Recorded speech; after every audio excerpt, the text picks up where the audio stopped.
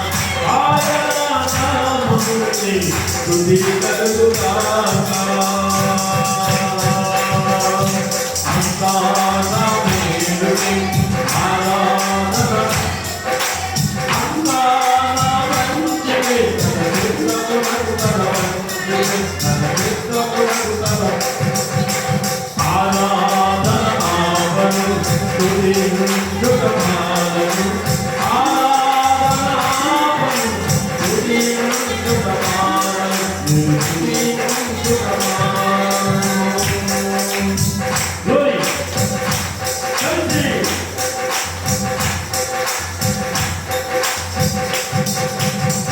అవమానం ఎంతైనా నా వారే కాదన్నా నీవు తప్ప ఎవరున్నారు ఆకాశమందునా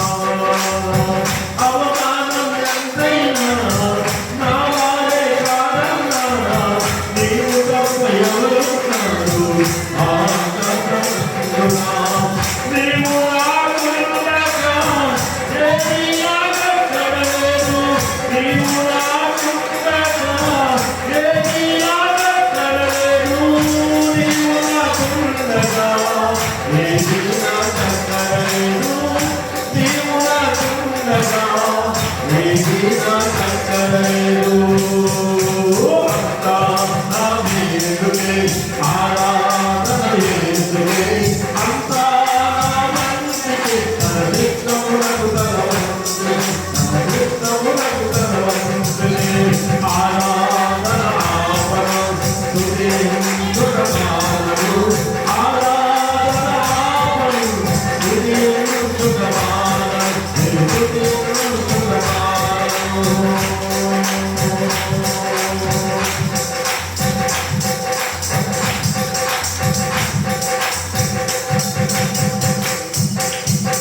చదువులే రాకున్నా వాటనే పారైనా ఉద్యోగం లేకున్నా ఊరికే బడుగునా చదువులే రాకున్నా వాటనే పారైనా ఉద్యోగం లేకున్నా ఊరికే బడుగునా నాయనాని తలపులు ఎంతో ప్రియములు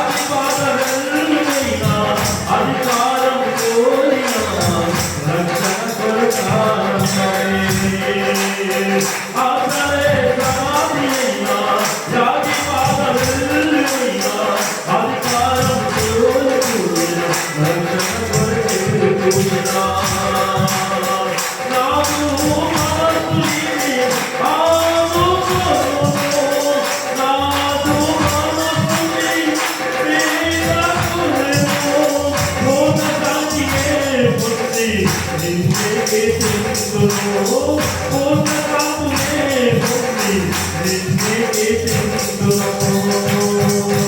అంతా నా మేలుకే, ఆరాధన యేసుకే, అంతా నా మంచికే, నిత్యములకు తన మంచికే. అలగండి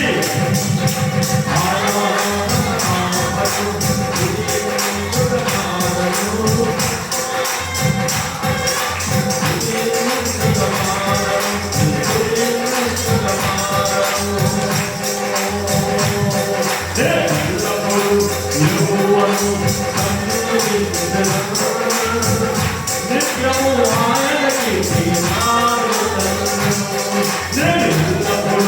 యెహోవాను నిత్యము ఆయనకి